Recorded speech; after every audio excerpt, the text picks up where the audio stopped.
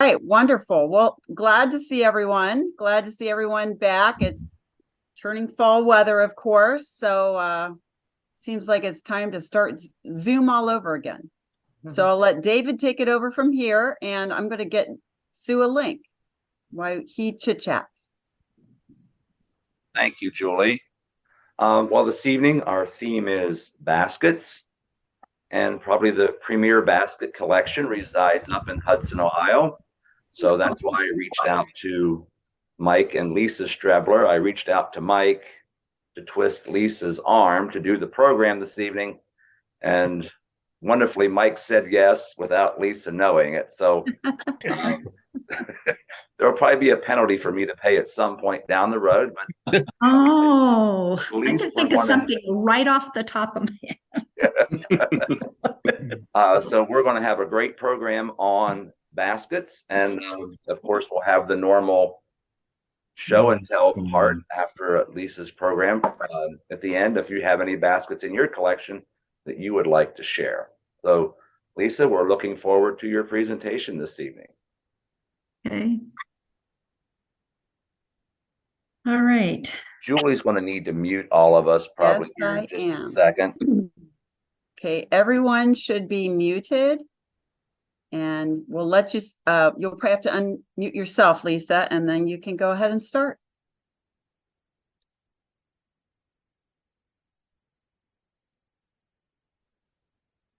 Okay, I'm unmuted, but now I have to figure out how to bring up my, do I hit share screen?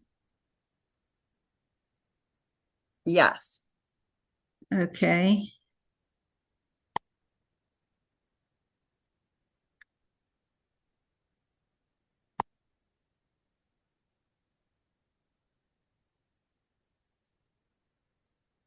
There it is.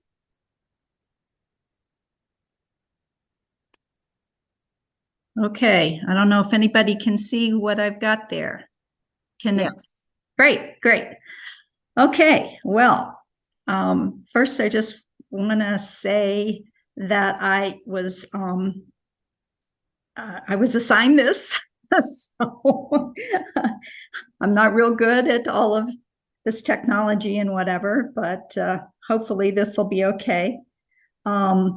I chose Baskets Galore as a title. I have an acquaintance. Many years ago, I was in a leadership class in Medina County, and one of my classmates, she started a business called Baskets Galore, and it just stuck with me. It's that people that do those decorative baskets themed, you know, this is pasta basket, this is a chocolate basket, this is a coffee basket. Anyway, I love that name. So I chose that for the title tonight. And I should tell you that my first basket was a royal blue 119 basket, and I now have, not including smaller baskets, have about 74, 75 of them. I love the shape. I love the colors. I like to also think about the flowers that might have been in them at one time, though I would never put water and flowers in mine at this time, at this point, but in another life, they may have held beautiful flowers. And I won't be able to show everything in my collection, but there certainly is a standing invitation to any of our friends of Cambridge to come to our home and see our collection, which includes my baskets, and just reach out to either Mike and I, and we'd love to have you. So with that, I'll get started. So let's see if I can make this work. So the early Cambridge baskets, you're not going to see much from me in the early baskets. The near cut years, certainly there were baskets made during that time. Many of those patterns that I've got listed there, they did make the smaller baskets that could be used for candy or nuts or whatever. If any of you are near cut collectors, I'm sure hoping that you would share any that you have this evening. So we could definitely have just another presentation just on the near cut years and what baskets look like. In my collection, the only thing I have from that time is Chelsea ware. It is one of the last near cut patterns that is an applied handle. This one's crystal. There were 2 sizes available. Mark Nye talked about the Chelsea ware in his 1987 article series about baskets, which I've used as a reference for this presentation. It does not seem that it was promoted after 1927. And there was a reference there that said that the molds were likely junked in and around 1940. But it's the classic sort of what we call 119 shaped. But interestingly enough, it wasn't numbered as such. Here are the Chelsea ware baskets that I have. I have 2. And the smaller of the 2 is numbered 126. It's a 6-inch flower basket. So from the base to where the highest point where the handle is applied, that's where the measurement is taken. So it's about 6 inches. And then the handle applied overall is about 10 inches high on the smaller one. And then the second measurement is for the 127, which is the larger one, is an 8-inch basket with an overall height of about 12.5 inches. Can you believe that the larger one of these sold for $1.25, $15 a dozen, $1.25 back in 1921, I believe was the year that I looked at. And that's today's dollars. It's about $250. So yeah. But I really love this shape, and I love the press pattern in this. So, but this I would say this is the only near cut. Technically, I didn't even know it was near cut until I got to looking at this and doing the research. But it is considered part of the near cut era. So, and here's a picture of the screenshot of the 1921 general catalog, page 27, where you can see the numbering and the actual reference for it.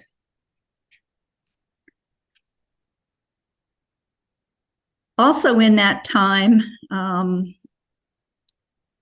again, we're talking about the teens / maybe early 20s. There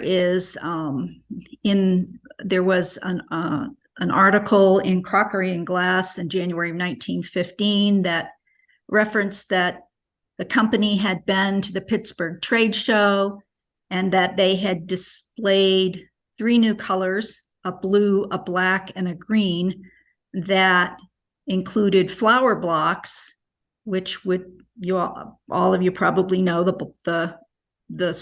you've seen the flower blocks that can fit inside of console bowls and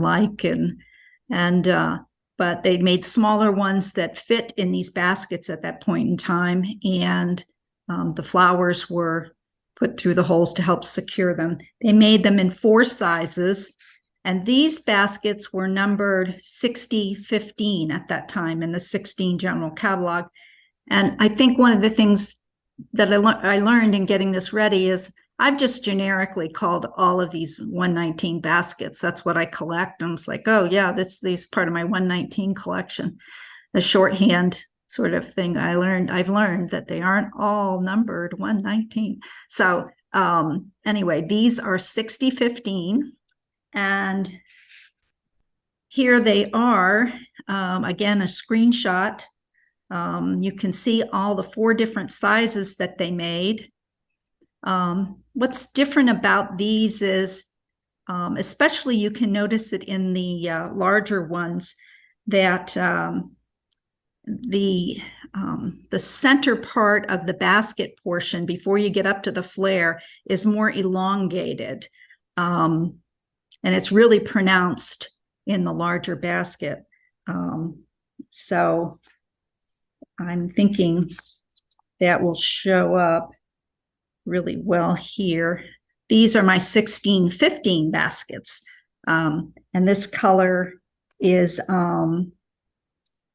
emerald, considering the time in which they are produced. They are different from I have a forest green basket too. It is not forest green. This is definitely that earlier green emerald. So, and the larger one has a polished pontil on the base.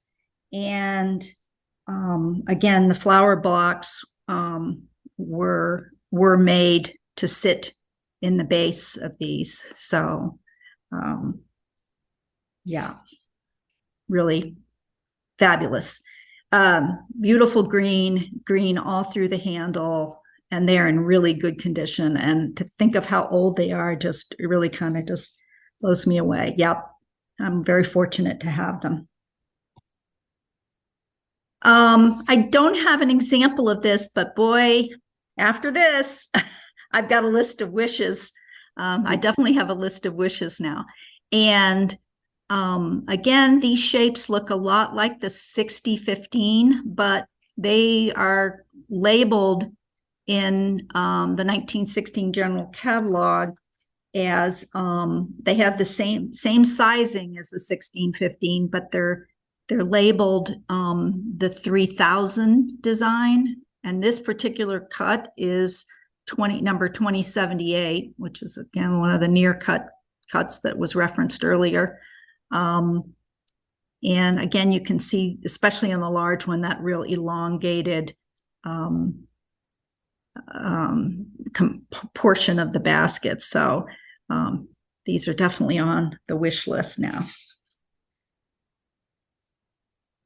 So then I want to start talking about the opaque colors. Azurite introduced this color at the Pittsburgh Trade Show, January 22, according to the reference, and made 6 different sizes.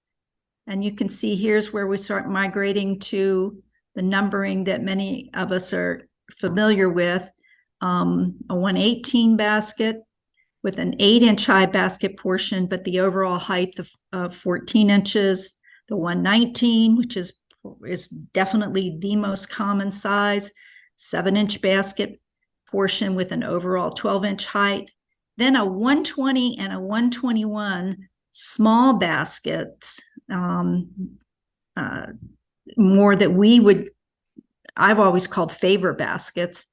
And then 122 and 123, where the basket portion is 8.5 inches and 7.5 inches, respectively.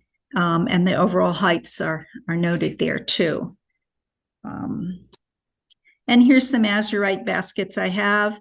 The one, the larger of the two is a 118. It's gold decorated around the base, around the rim of the basket, on the handles, in really good condition, lovely. And then the smaller one is also the 119 and is also decorated. It's got some flowers right around the point in which the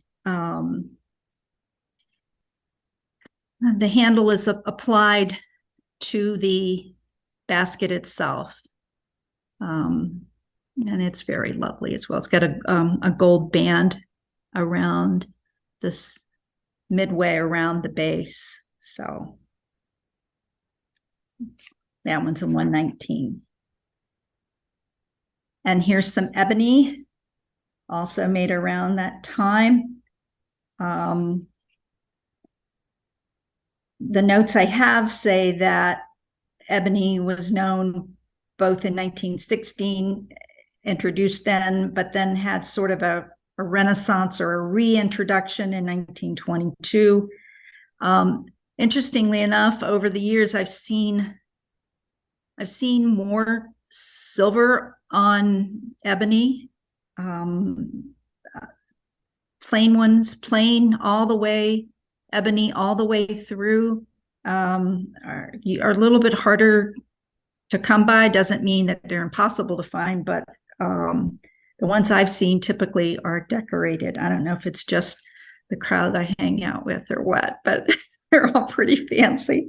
So what you have here are two 119s, and then the third larger one in the center is a 118. And a plain one that is 118, again, a larger size basket. Next, I want to talk about Aero Optic. Aero Optic was introduced in 1929, found in the supplemental pages to the 1927 catalog and in the 1929 general catalog.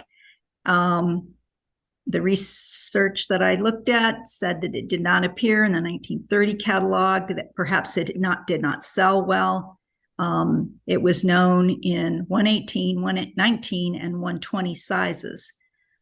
Notice that they use a number 120 here. A few minutes ago, I showed you a number 120 little 5-inch favor vase. The bottom line is there's two 120s depending on what you're looking at. So now we know. For Aero Optic, number 120 was assigned to what I call a monster Aero Optic basket. And hopefully you can see it there on the end of the 1927-29 general catalog, page 57. It's really, look at the size of those vases, and we've all seen those huge vases. It's a very large basket, and here it is in real life. I have a beautiful Aero Optic Monster 120 basket. Now I know for sure it's in peach blow all the way through. It's the basket height itself is about 9 inches, and the overall height is 16.5 inches. There's only one shelf it'll fit on. It's truly just huge. It dwarfs to me the 118, which is next to it in light emerald. And then at the end, the 119, which is in willow blue. Really just stunning. Definitely among my favorites. Here are those little other 120 baskets. So there's two 120s is the bottom line. Okay, some other colors from the 20s, heliotrope, 1923 introduction. I have a 119 in the smaller one that's plain all the way through, and a 118 that's gold decorated. Also from the 1920s, a 118, the larger one, that is plain, and the 119, both plain, not decorated, but not a lot of them around for sure. Not a lot of them around. This one is rather unique and special to me. I think I missed a slide here. Let me just back up a second here. Okay. All right, that's where I'm at. This is jade. Introduced the color in 1924. This is a 119 in terms of its size. I believe this is platinum on this basket. It does not tarnish. I used to think that it was just sponged onto the piece. It does also have, like, at the rim and at the rim of the basket and at the base of the basket, it has a solid, again, presumably platinum line. There's more research to be done on this. I do know that it is extremely dear to me. It was given to me by my dear friend Cindy Jones, and it was in her collection for a while. She knew I loved it. So yeah, real special. And who knows what this decoration is. It does not look like what was described in the sponge acid process. So still to learn on this one. And ivory, beautiful ivory, flawless, no slag in it, just a perfect basket. This is a number 118, which is the bigger one. And a beautiful, beautiful Rubina basket. I think the color in this one is exceptional. I'm fond of blue. Most of you know I like royal blue, but it's got the blue. It's got all the colors, and the handle is a beautiful blue. I just think the color is truly exceptional in this one. It's my understanding that Rubina had a very short production span, so thinking that this could be dated between 25, 26, maybe 20, as late as 27, but not a long time. This one's very dear and special to me. This one is from the it is in the 1930 to 34 general catalog. You can see its picture there. This is a 119 etched Portia, gold encrusted. It is beautiful. It is a gift to me from my dear friend Helen Klemko. Truly a treasure. And it's really cool because it has its picture in the catalog. So when I'm done, I'm going to cut that out and put it in there just so the kids will know this came from the catalog. So anyway, I love this basket. Real special, real dear, and in beautiful condition.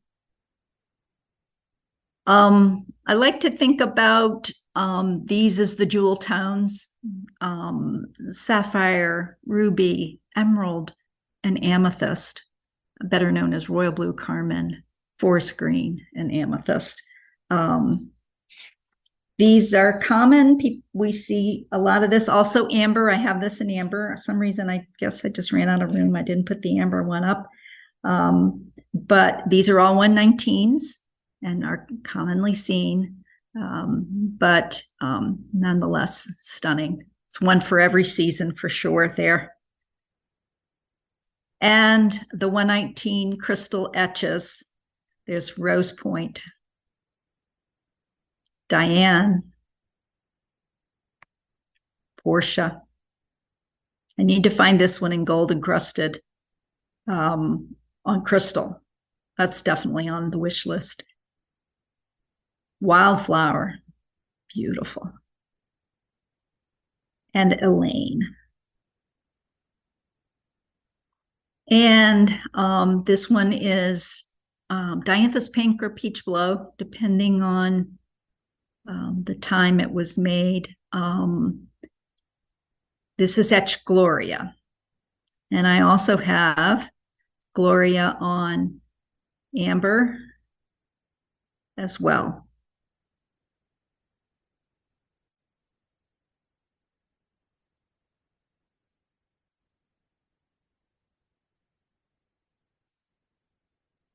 just want to mention that, handles, you either see them clear or the same color as the basket. I think the earlier ones, the earlier colors you typically see more with the handle being the same color as the basket. The later ones seeming to have more crystal applied handles.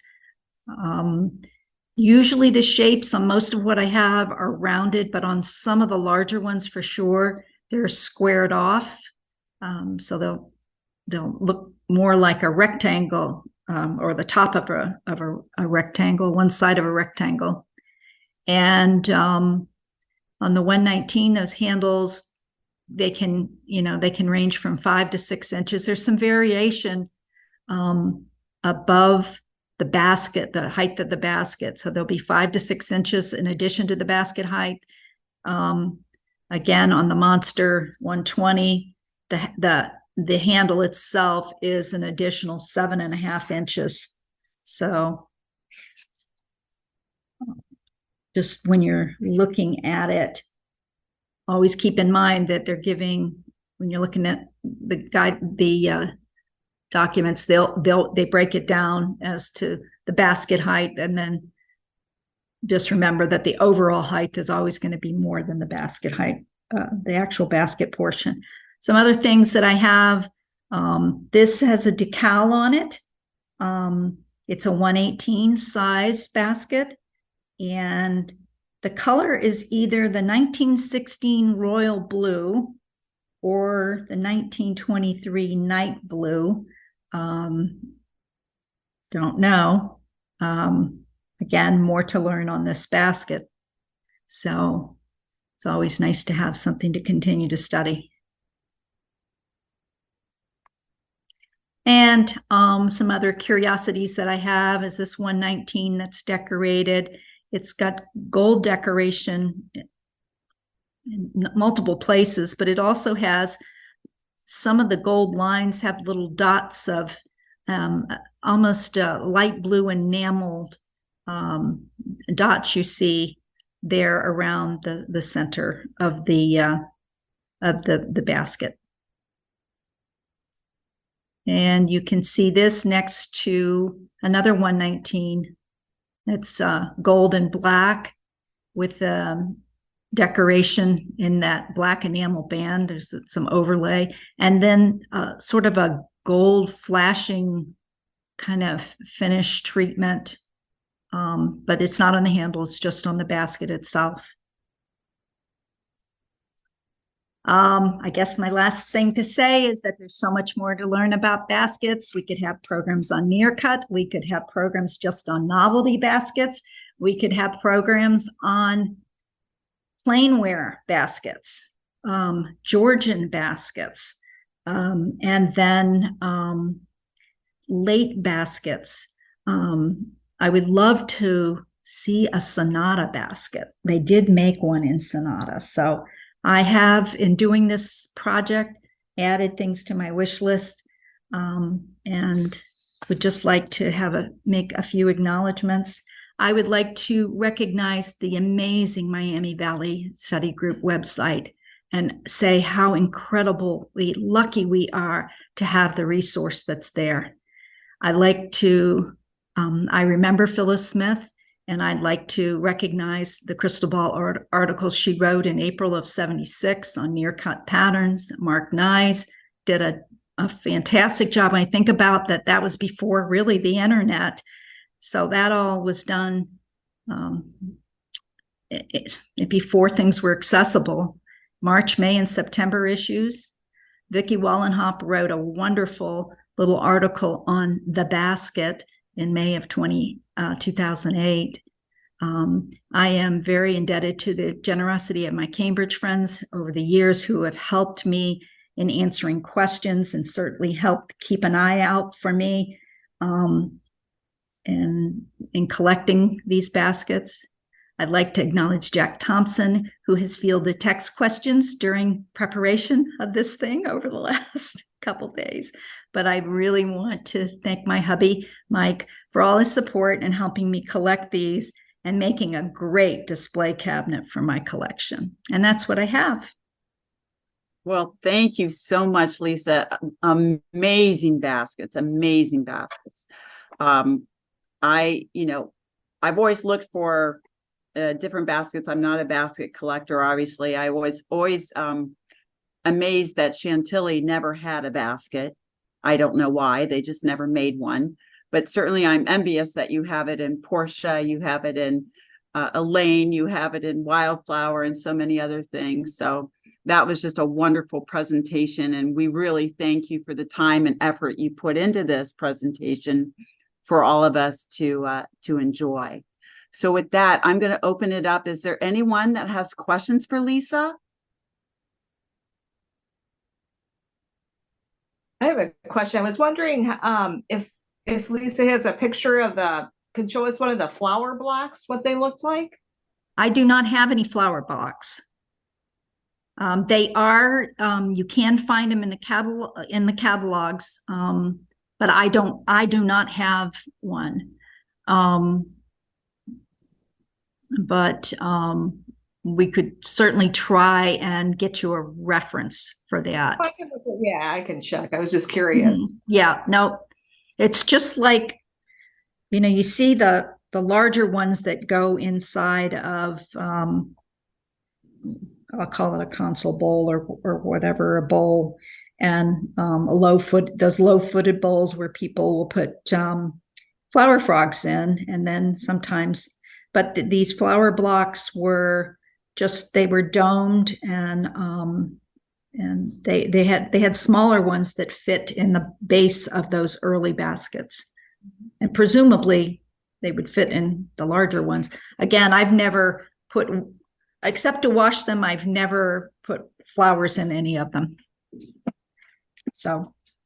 Oh, Lisa, if you would like to, you can stop share screen now. Okay. Thank you. Okay. So I have an observation, Mr. Jack, here.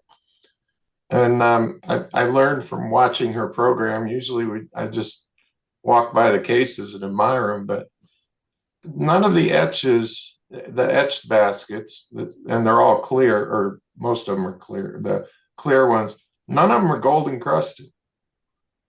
That's right. Which is kind of odd. So I just wanted to let everybody know there is a bounty on any crystal basket that's gold encrusted. Are we saying, has anybody seen one? Yeah. So Lisa, have you seen a gold encrusted basket? I have not seen one. I saw Gary waving Turner his just hand. raised his hand. Gary's got one. It's probably rose. Gary's got a Rose Point gold encrusted one. Wow. Oh. Wow. You gonna show it to us tonight, Gary? Oh, you're muted, Gary.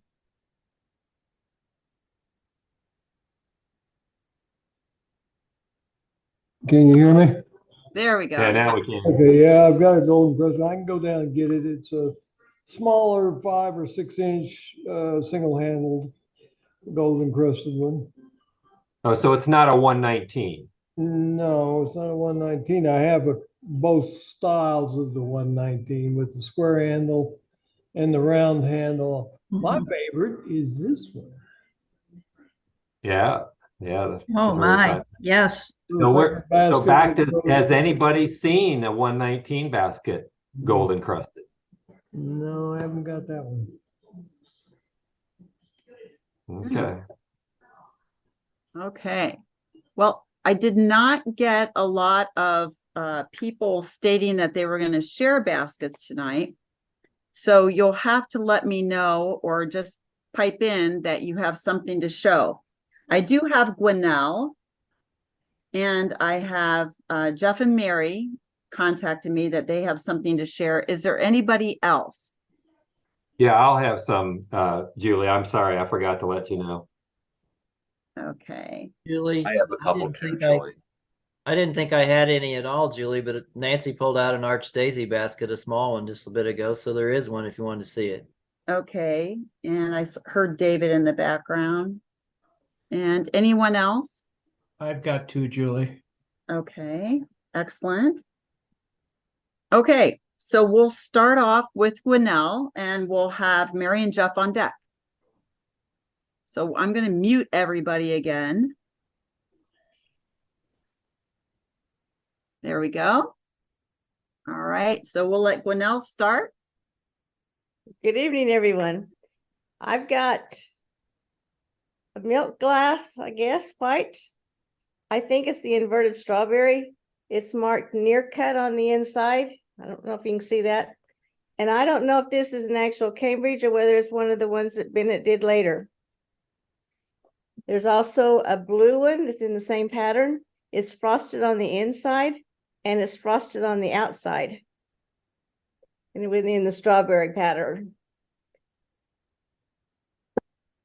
Caprice actually had baskets, but they didn't have the tall handle. They had a small one.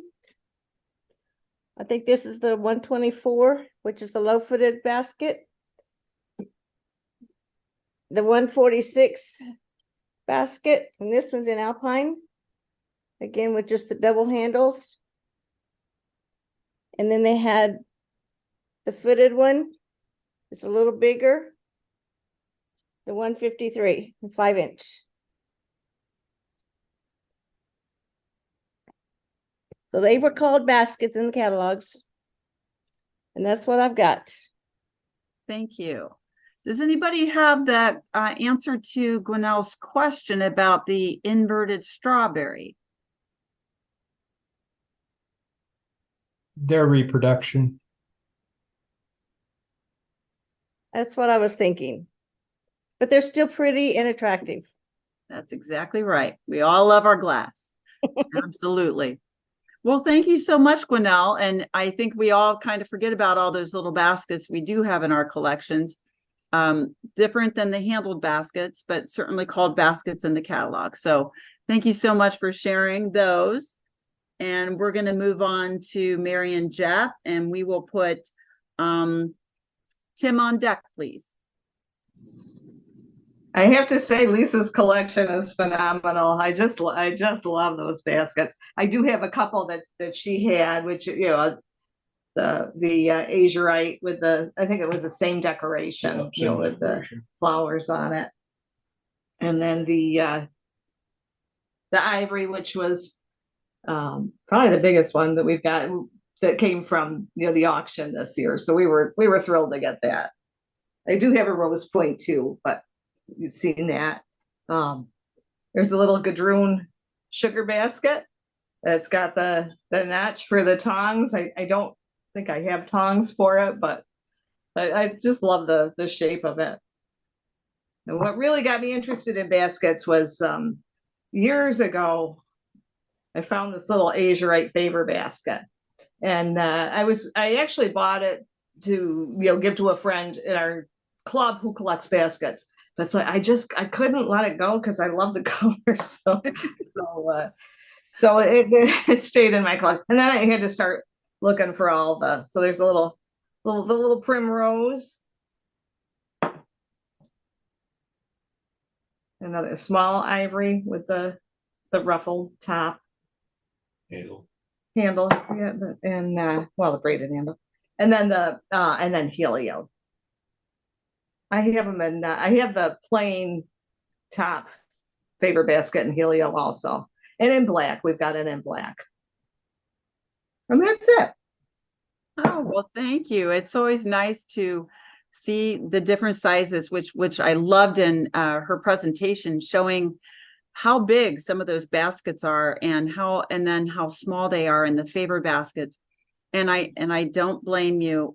We've all had a gift that we were going to give that never left our collections. So I think most of us would laugh that, yeah, we had good intentions, but we all love our glass so much that sometimes we just can't part with it. So yeah, thank you for sharing so much. It's always fun to see all the different items that people have and collected over the years.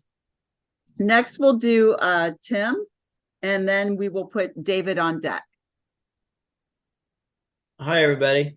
This is an Arch Daisy small basket. One of the things Nancy noticed tonight is the handle on all your baskets you've shown have like a button.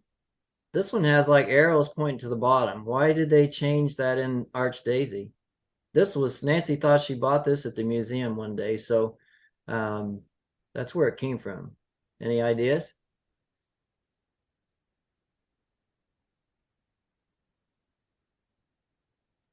Any Well, thoughts? the Arch Daisy basket was made earlier, and they didn't start putting the button on the basket until probably the 1920s when they came out with the 119. Some of the early baskets that Lisa showed in her presentation, the ebony ones and the earlier ones, the ebony ones and the emerald green ones, there's no button on those. So the button that we see where the handle connects, that was added on a little bit later. So I think the near cut baskets were too early for that decoration. Thank you, David. That's all we have, Dave or Julie. Oh, well, thank you so much. I think we'll see a few other near cut pieces coming up. I have some photos from Freeman and Jeannie that we'll show afterwards, but thank you for sharing that near cut piece. It's always nice to see and understand how Cambridge progressed over the years. And like you said, you noticed quite right away that we've seen a change in the design to see this button added. So thank you for bringing that to our attention. Next, David, and then we will put Les on deck. Thank you, Julie. I appreciate that. I have same two baskets that were shared earlier, but what's kind of unique about these is how is the handle put on? If you look at these baskets are like the Heisey baskets where they're actually connected right here at the top. This is not an applied handle on these little baskets. If you look at them carefully, they're actually, as they come out of the mold, they're pinched together right here at the very top, and they're not applied on the sides like the 119 baskets we see. So Heisey was notorious for that. They always, when the basket came out of the mold, the handle was in two pieces and they had to pinch it together at the top. So on Heisey baskets, there's always a grind mark at the very highest point on the basket to try to smooth that out where they connected the left side of the handle to the right side of the handle. So these were not applied handles on here. These were molded handles that had to be squished together at the top, which is a little bit different than how the traditional basket is made. I forgot my caprice basket when Gwinnell mentioned the handled caprice basket. I'm like, what was I thinking? I've only collected caprice for 35 years. How could I forget that? But I did bring a basket, and a lot of people have seen this basket before. This was purchased at a glass show in Michigan many years ago. And my friend John Peterson was with me, and we had been walking through the show for about 30 minutes. And as we turned into a booth, there it sat. And it was like time stopped for just a brief moment as I couldn't get to the basket fast enough. And of course, the basket had no price on it, because that's what they do at glass shows when they have something they think is good and they don't have a price tag on it. So I talked to the owner of the booth, and we negotiated a price. They did not know it was Cambridge, but they thought it was a very pretty basket. And so this is one of the earlier baskets. Lisa gave a couple numbers I don't remember, but as you can see where this handle is applied, this is an applied handle. This is one of the earlier ones before they put the decorative button where they connected. So this is probably made, Les, you just did the enamel program. This is like 1915, I believe they did the painted roses. So this is a much earlier basket, and it too has a ground ponto on the bottom. Most baskets made after this era, they don't have a ground ponto on the bottom. So this is one of my prize pieces in my collection, and to think you could find it at a general line glass show. Maybe all the good glass is in Michigan, right? Well, thank you. That's all I've got this evening. Well, thank you, David. And now, soon that you'll be retired, I think you'll be visiting Michigan a little more frequently. So Yes. you'll have to tell us what you've come to find over in Michigan. All right. Trips to Michigan are disapproved. Oh, okay. Have to hit that Traverse City Antique Mall a little more frequently. Okay, so next we'll have Les and we'll put Jack on deck.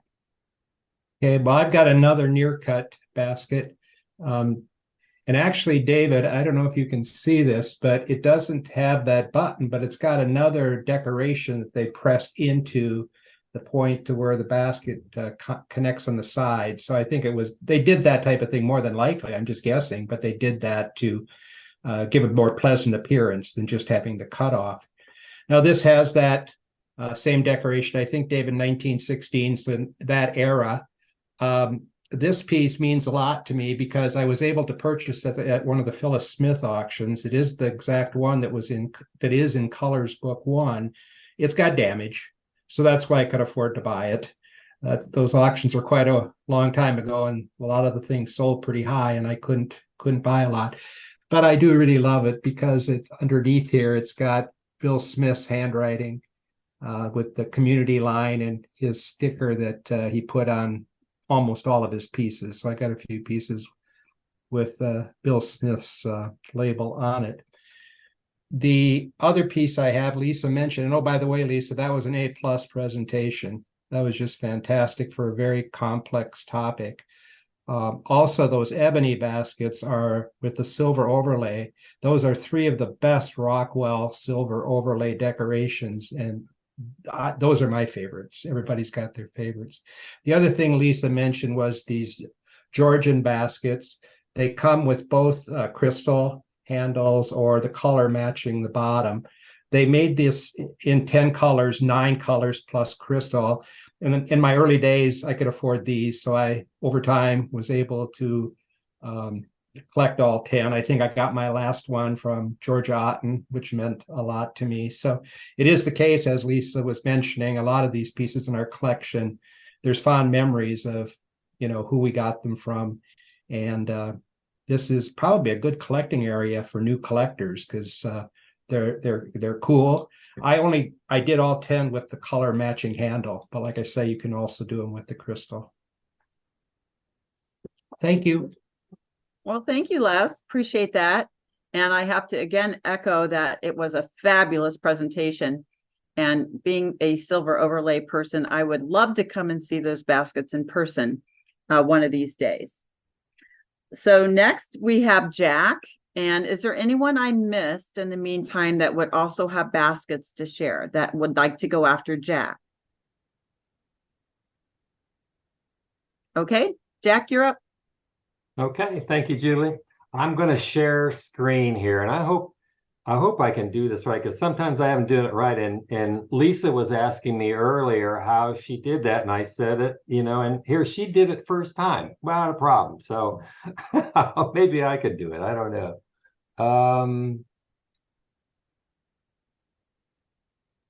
How's that? That works.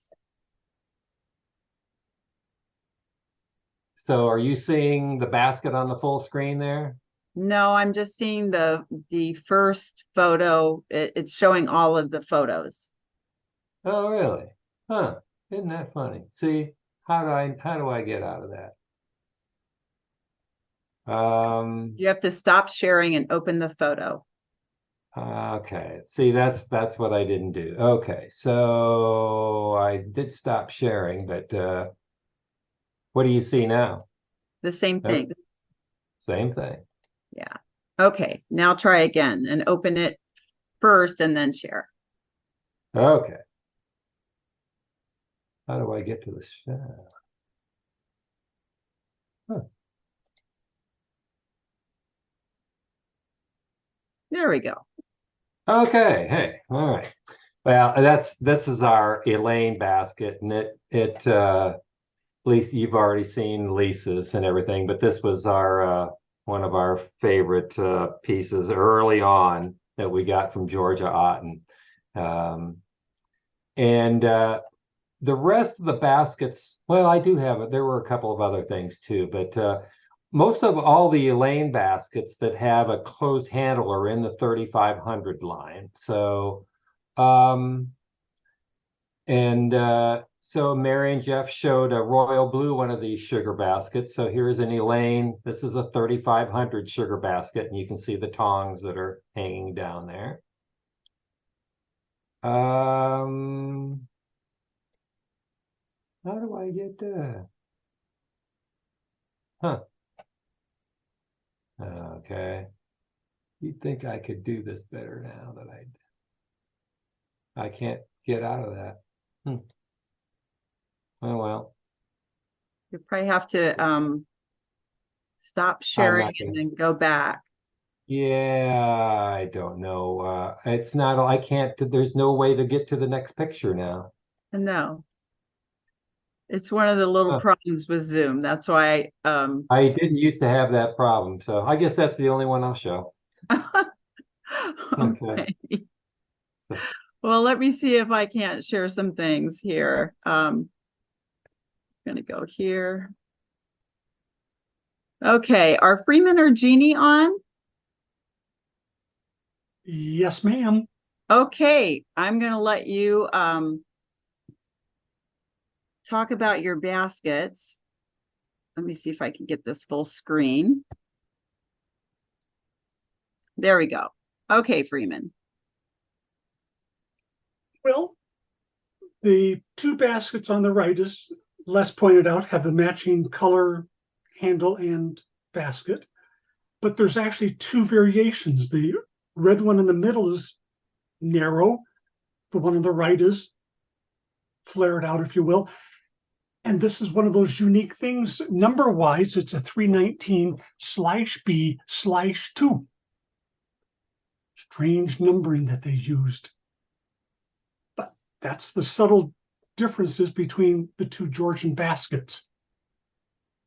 The one on the left, the 317S, is really a sherbet with a nice ormolu handle. So therefore, it's a basket.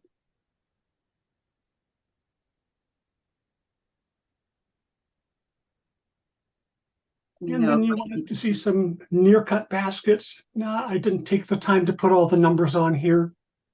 But let's see, there's the wheat sheaf, the buzz cut, the near feather, inverted feather. That's the top three.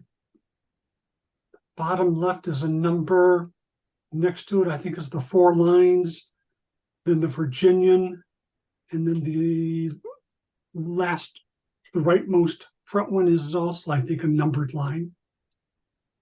But just a nice little collection of baskets. The interesting thing to note is the difference in handles.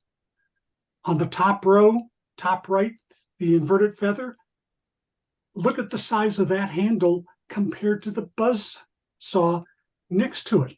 It's a thick rope. And then there's a couple that are just plain. So anyway, there's some near-cut baskets to look at.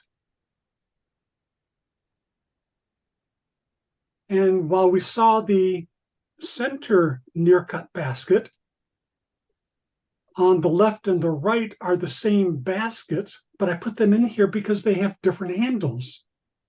The one on the left is this nice thick rope handle. The one on the right is just a smooth handle. Other than that, it's the same size basket. And let's see. Yep. And this is the last picture I had. You could, I think I can make the argument that these baskets were made from tumblers. The daisy basket on the right, that sure looks like a daisy tumbler that's been flared out, handle added to it. The one in the center is the Guernsey pattern. And again, I've got a tumbler, which same height, that this one's just been flared out. And the one on the left, it's a number, it's kind of like, well, it's not really the star, but there's a pattern to it. And again, it looks like a tumbler that's been flared and handle added to it. So that's the pictures I had to share. Okay, and I'm going to stop sharing there. Okay, is there anyone else that has anything to share with us tonight?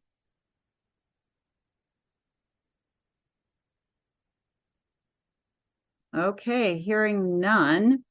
Is there any more questions for Lisa regarding any of the things that she had in the presentation? Okay.